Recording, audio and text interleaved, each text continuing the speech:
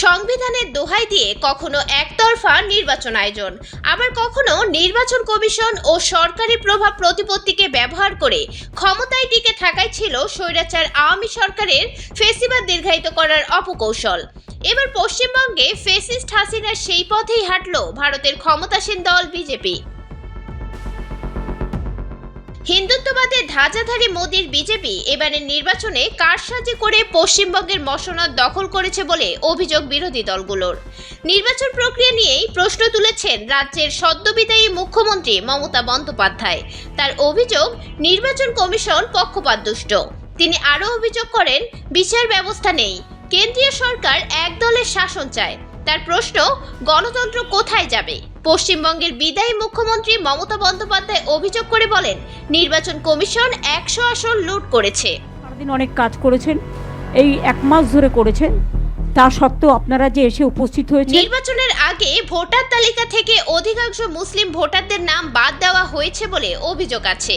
বিশ্লেষকদের মতে, মুসলিমদের অধিকাংশ ভোট পেত মমতার দল তৃণমূল কংগ্রেস। ফলে তৃণমূলকে হারাতে বিজেপি সরকার মুসলিমদের ভোটার তালিকা থেকে ছাঁটাইয়ের পরিকল্পনা হাতে নেয়। বিরোধীদের অভিযোগ, এক্ষেত্রে নির্বাচন কমিশন মূল ভূমিকা পালন করে। আমি আগেই আপনাদের বলেছিলাম, আমার ভিডিও আপনারা দেখে নিন, তার 2 দিন আগে। ফলে তৃণমূলের দুর্গে 293টি বিধানসভা আসনের মধ্যে 260টি আসনে জয় পায় বিজেপি। তৃণমূল জেতে মাত্র 80টিতে। ভোটের এই ফলাফলের পর আজ মঙ্গলবার বিকেলে কালীঘাট থেকে সাংবাদিকদের মুখোমুখি হন মমতা ও তৃণমূলের সর্বভারতীয় সাধারণ সম্পাদক অভিষেক বন্দ্যোপাধ্যায়। এ সময় মমতা বলেন, এমনি জিতলে কোনো অভিযোগ থাকতো না, হার জিত থাকেই, কিন্তু তা হয়নি। আমরা হারিনি, ওরা লুট করেছে। মমতা বলেন, আমাদের এই লড়াই বিজেপির বিরুদ্ধে ছিল না। নির্বাচন কমিশন এখানে একটা কালো ইতিহাস তৈরি করলো। কমিশনই ভিলেন হয়েছে, মানুষের অধিকার লুট করেছে। ভোটের আগে সব জায়গায় রেড করে, সব অফিসারকে বদলে দেয়। বিজেপি আর কমিশনের মধ্যে ব্যাটিং হয়েছে। প্রধানমন্ত্রী, স্বরাষ্ট্রমন্ত্রীও এর সঙ্গে সরাসরি যুক্ত। এটা আমরা পার্টিতে ঠিক করব ভাই, আমি তো একা নই।